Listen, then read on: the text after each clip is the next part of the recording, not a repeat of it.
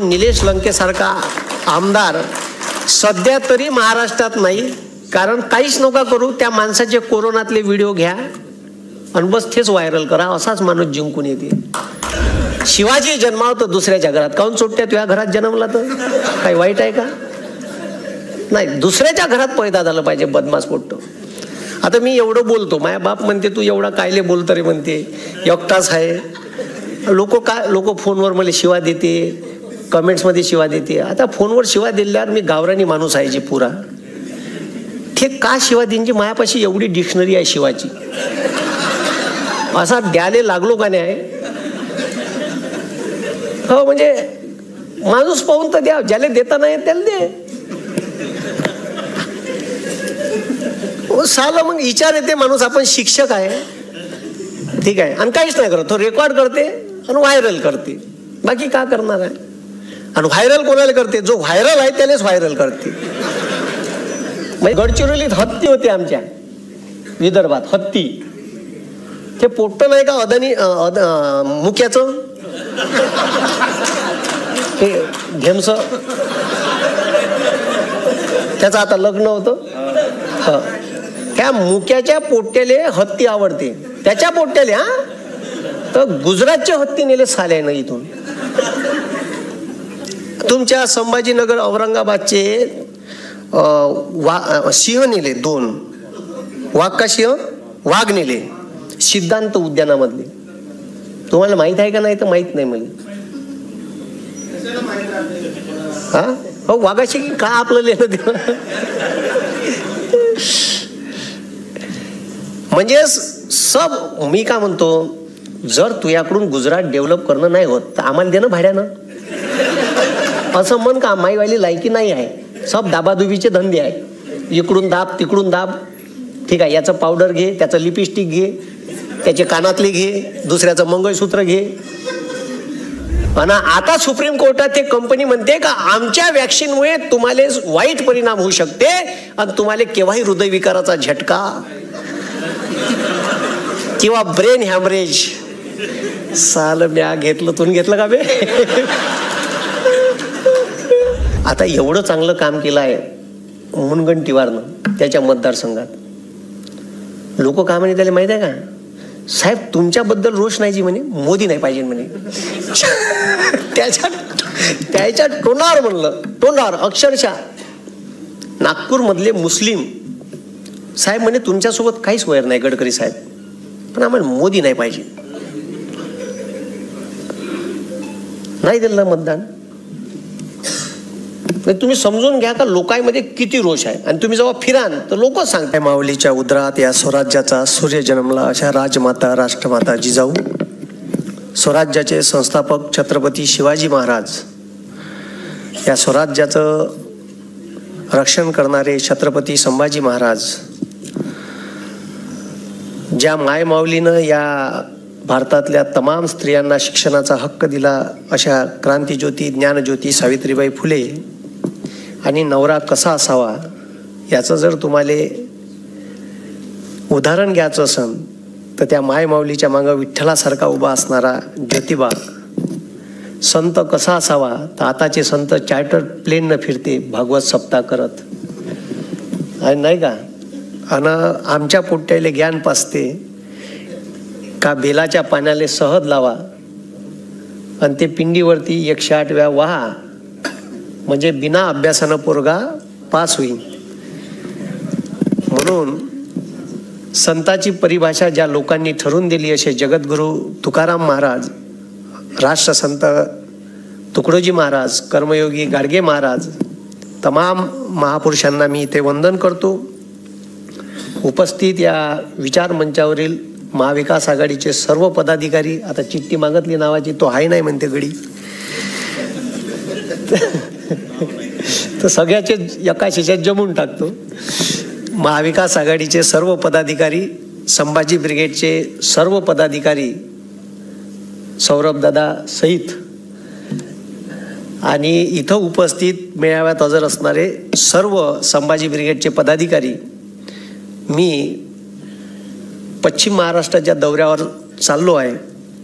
तिथं 6-7 जागासाठी आता इलेक्शन आहे आणि आमच्या इकडलं आटोपलं. तर तुम्हाला सांगतो, आमच्या इकडं 11 जागा जवळपास आटोपल्या. त्या 11 जागापैकी 8 ते 9 जागा ह्या महाविकास आघाडीच्या येणार आहे. त्याच्यात नितीन गडकरीची स्वतःची जागा डामाडोल आहे. म्हणजे तुम्हाला असं वाटत असेल का खूप सिमेंटचे रस्ते बांधले म्हणजे विकास होते, तर हे चुकीचं आहे. आणि सिमेंटच्या बॅग कमिशन किती होतं हे त्याइलेच माहीत, म्हणून तर सिमेंटचे बांधले ना. आणि त्याची जागा डामाडोल आहे. म्हणजे अक्षरशः एक तर 50,000 हारण, नाही तर 20-30 हजारानं जिंकून येईन, इतकी कटावर फाईट आहे. आणि माय भाषण तिचंच गाजलं. ते तुम्ही जे यूट्यूबवर पाहिलं ते नागपूरच्या तिरंगा चौकातलं भाषण होतं. तर आता ज्या दादांनी गोष्टी सांगितल्या त्यांच्या आता भाषणात, तर ते खूप काही सत्य परिस्थिती आहे. डॉक्टर बाबासाहेब आंबेडकरांनी म्हटलं का मी कितीकही चांगलं संविधान लिहिलं तर संविधानानुसार वागणारे लोक जर या देशात नसन आणि हे असे दाढीवाले बदमाश असन, दाढीवाले, तर या देशाचा सत्यानाश झालाय. कोणत्याही देशाची. पंडित जवाहरलाल नेहरूनं पहिले जेव्हा लोकसभा अस्तित्वात आली तेव्हा एक स्टेटमेंट केलं होतं का कोणत्याही देशाची लोकशाही ही तेव्हाच जिवंत राहू शकते जेव्हा सत्तेत असणारे लोक विरोधी पक्षाच्या मताचा आदर करण. तर हे चोट्टा आदर करायलाच तयार नाही आहे. यानं विकून खाल्ली आहे. मायच म्हणते सगळं. स्वतःच्याच भाषणात म्हणते मैं फकीर हूँ झोला लेके चल दियो. आम्हालाही कर साल्या भिकारी, आमच्याही गळ्यात दे. म्हणजे तो भिकारी आहे तर आपल्याला कटोरं घेऊन फिरवणार आहे तो.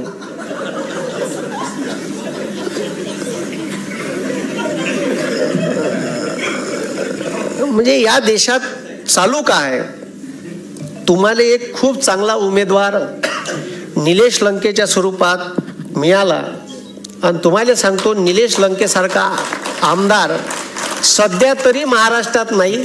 कारण काहीच नका करू, त्या माणसाचे कोरोनातले व्हिडिओ घ्या आणि बस तेच व्हायरल करा, असाच माणूस जिंकून येते. एकही आमदार नाही, कोरोनात सगळे घरात लपले होते. तो एकमेव आमदार होता का पेंडॉल टाकून ज्यानं सिलेंडर ऑक्सिजनचे उपलब्ध करून दिले. ज्याले गावात घ्यायला कोणी तयार नव्हतं क्वारंटाईन म्हणून, त्या माणसानं त्यानं जागा उपलब्ध करून दिली, हॉस्पिटल सारखी व्यवस्था उपलब्ध करून दिली. काहीच नाही करायचं, ते जुने व्हिडिओ काढायचे आणि पेलवायचे. ठीक आहे. ते अर्धे ठंडे असेच होते बाकीचे बीजेपी वाले. आणि आता दादांनी सांगितलं हिटलर असा होता तसा होता. माझ्या भाषणात एक वेळा मी सांगितलं आहे, असे किती रुस्तम आले किती गेले. काही लोकांनी म्हटलं का पक्ष फुलला. जे होते ते चांगल्यासाठीच होते. जे गेले ते निष्ठावंत नव्हते, ते कवा ना कवा पळणारच होते. त्याच्यामुळे गेले तर चांगलं झालं, मी तर असं म्हणतो.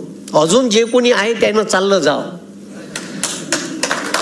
त्यानं एक गोष्ट होते का जे जमिनीवरचे कार्यकर्ते राहते त्याईले चालना भेटते. पहिली गोष्ट का त्याईले सतरंजा सुचला लागेल भाऊ. ते आता कुठं मार्केटला येऊन राहिले. जे गेले ते जाऊ द्या, ते निष्ठावंत नव्हतेच.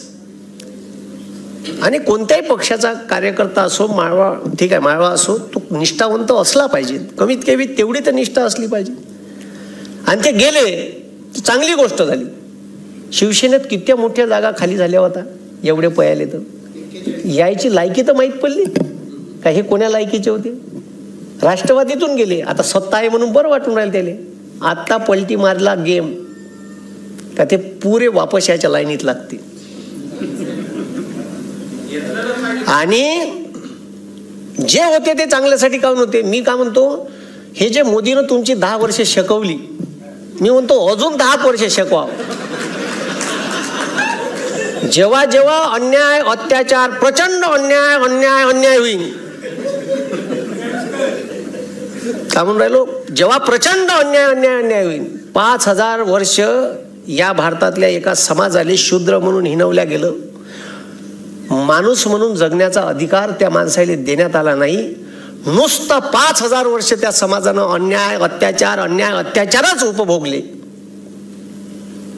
त्या समाजात एक क्रांतीचा, ज्ञानाचा सूर्य जन्माला, डॉक्टर बाबासाहेब आंबेडकर.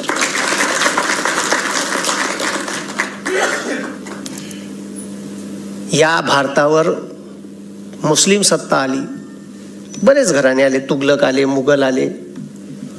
या भारतात त्याने सत्ता स्थापन केली. या भारतातल्या लोकांवर अन्याय अत्याचार केले.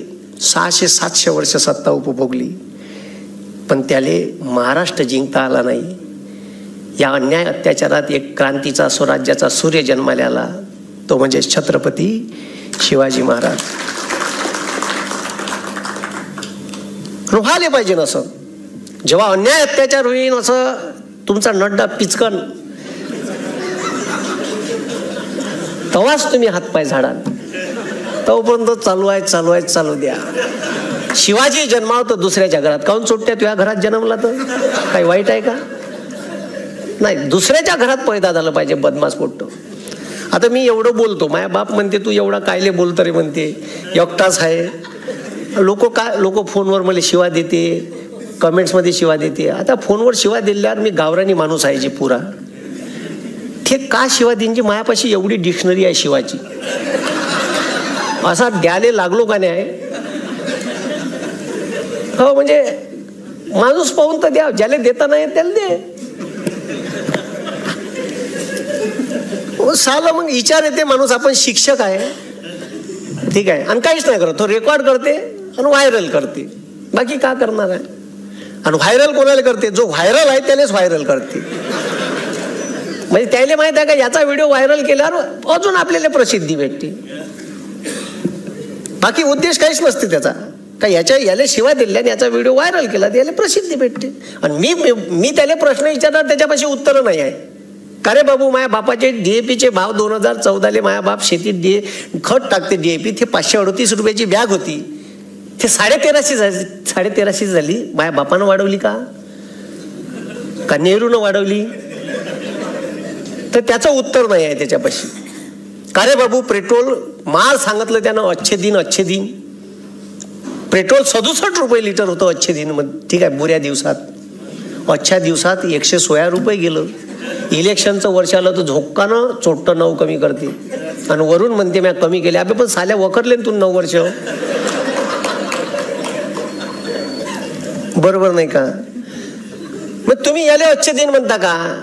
अरे बुऱ्या दिवसात, आमच्या बुऱ्या दिवसात, तुम्ही ज्याला बुरे दिवस म्हणत होते तेव्हा सिलेंडर 430 रुपयाचं होतं, ते आता 1130 झालं. इलेक्शनचं वर्ष आहे तर 2 महिन्याच्या अगोदर 200 कमी केले चोट्ट्यानं.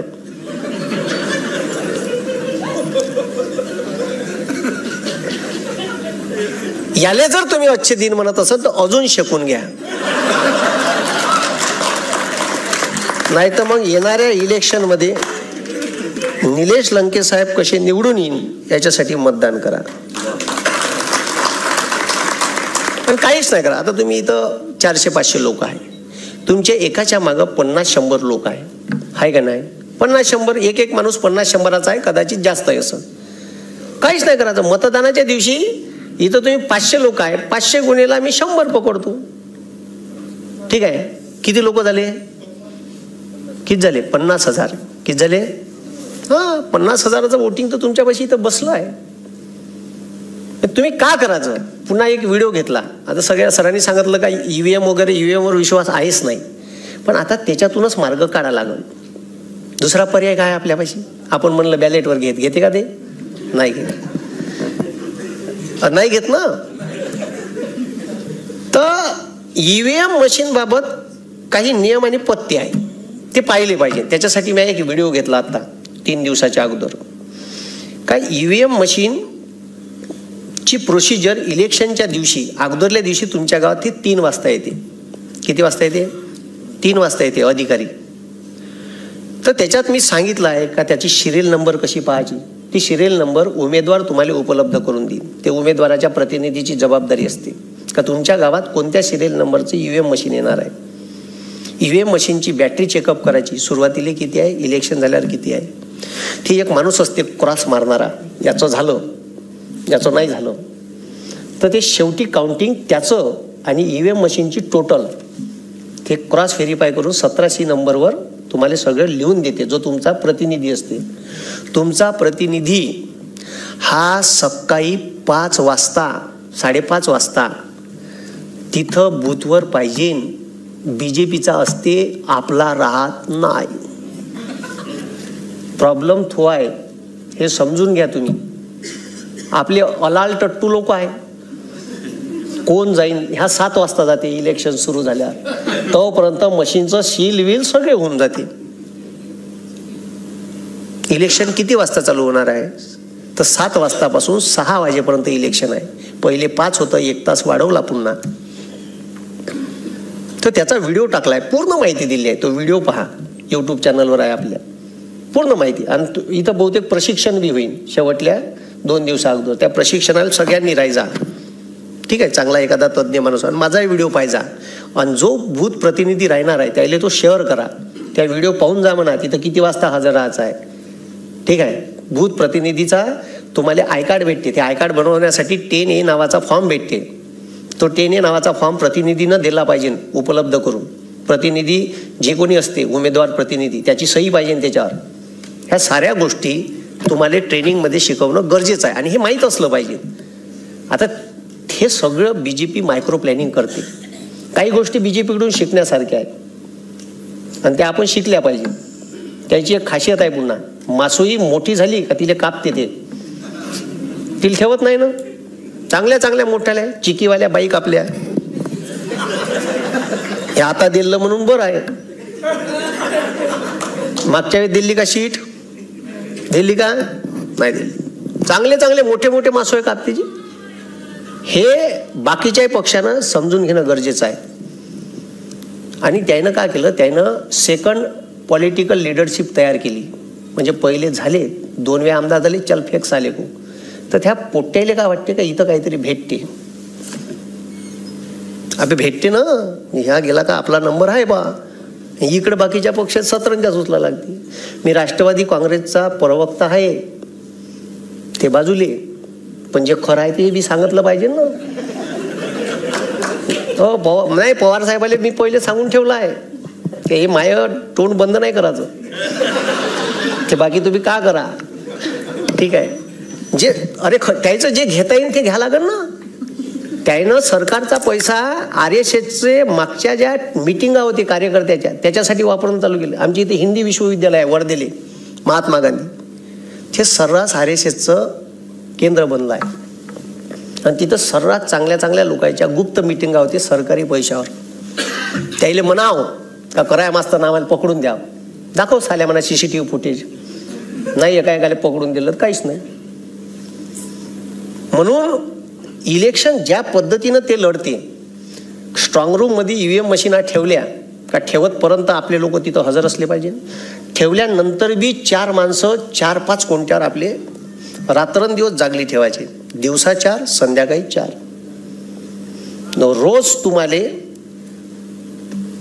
ते जे सील मारला आहे स्ट्रॉंग रूमले ते पाहण्याची मुभा दिली आहे. त्याच्यानंतर दिवसभराची रेकॉर्डिंग दररोज चेक करायची आणि आपले माणसं बी ठेवायची. माणसं निष्ठावंत ठेवायची, 500 रुपयावर इकल्या जाणारे नाही, नाही तर सुरत मार्गे गुवाहाटी पळायला लागते. म्हणून जे काही होते ते चांगले. आणि असे हे मोदी सारखे किती चिल्लर आले किती गेले, ते हिटलर नाही पुरला या जगात, हिटलर नाही पुरला, ठीक आहे.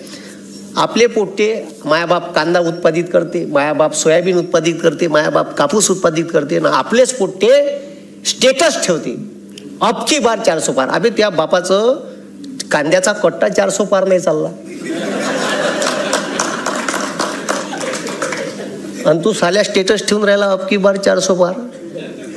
हा अरे ह्या चोट्यानं 2000 मेट्रिक टन गुजरातचा पांढरा कांदा निर्यात करायला परवानगी दिली, फक्त गुजरातचा. महाराष्ट्राचा कांदा निर्यात होणार नाही. ध्यान शकून द्या त्याला, अजून उरावर बसणार आहे. तो भारताचा पंतप्रधान नाही, तो गुजरातचा पंतप्रधान आहे. कुठचा आहे? हा, म्हणून महाराष्ट्रात 1.5 लाख कोटीचा वेदांता फॉक्सकॉन नावाचा सेमी कंडक्टरचा प्रोजेक्ट येणार होता, त्या चोट्यानं कुठं नेला? मार आला अरबी समुद्रात. मी म्हणलं मरते का? तिथं शिवाजी महाराजाचं स्मारक उभं करायचं आहे म्हणे 43 एकरात. उद्घाटन गिन केलं ना का? कुठं गेलं ते? विचारा ना प्रश्न, कुठं गेलं स्मारक? केलं का उभं? निव्वळ चिवत्या बनवलं तुम्हाला.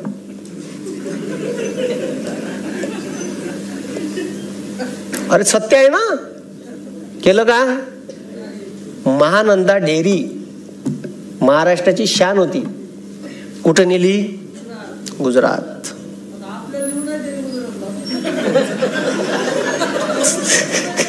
सक्षम न्यूज 24.